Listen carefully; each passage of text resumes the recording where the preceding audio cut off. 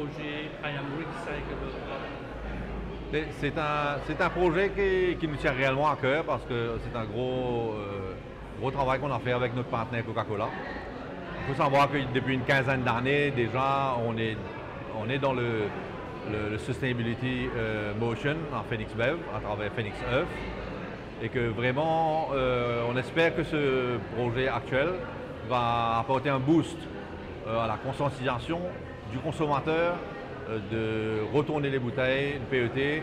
C'est des bouteilles qui sont très facilement recyclables et on a la capacité de le faire ici à Maurice. Donc c'est vraiment un projet très intéressant. À part les particuliers, comment ça va se faire dans les centres commerciaux? Parce que maintenant dans les centres commerciaux, vous avez beaucoup de fast-food, vous avez des food du autre. Comment ça va se faire?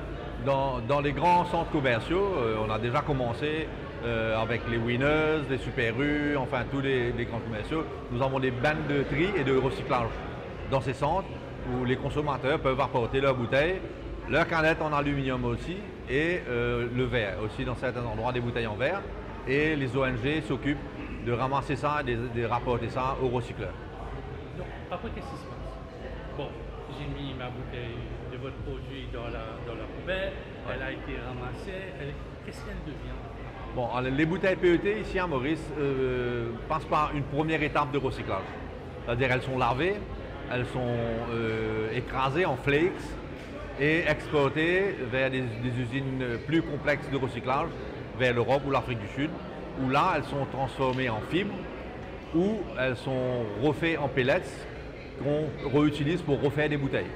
Donc un de nos targets aussi, dans un avenir très proche, c'est de venir remettre un pourcentage de matière recyclée dans nos bouteilles que nous allons produire.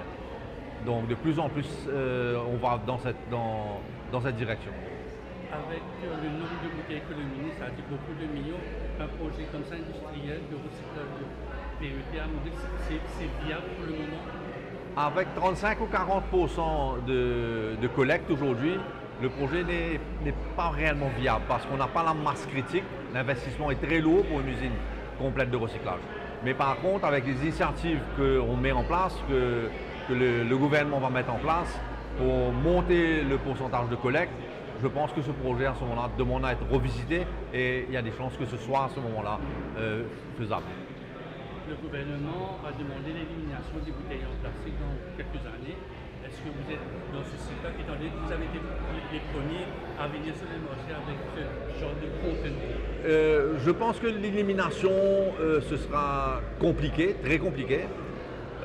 Par contre, le recyclage des bouteilles PET, oui, on a aussi à Phoenix investi massivement il y a 3 ou 4 ans de ça dans une nouvelle ligne de verre. On a des grosses capacités de bouteilles en verre aujourd'hui. Il suffit que le consommateur suive. Donc on a la capacité de passer en verre.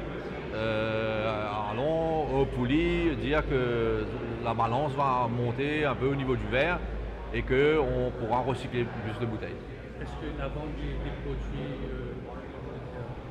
Coca en verre est en train d'augmenter? Parce que quand je passe dans les supermarchés, je vois que des personnes sont en train de venir une méthode des années 70 avec la bouteille, venir piquer. On voit une croissance au niveau du verre, on a une croissance et on fait beaucoup de promotions aussi au niveau du verre.